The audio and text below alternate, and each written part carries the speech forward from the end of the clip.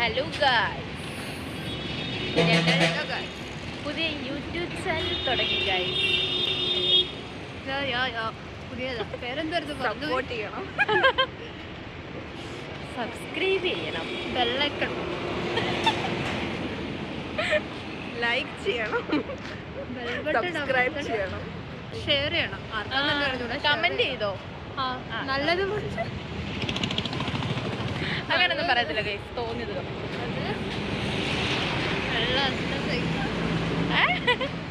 എന്നെ മാത്രം പറയരുത്, എല്ലാരെയും പറയണം.